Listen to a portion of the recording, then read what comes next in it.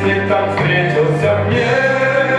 Пусть ветви, снега и туман, нам дорог всегда курган.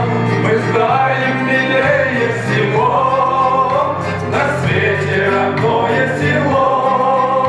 Мы ехали нынче домой, Геолога кисни моря.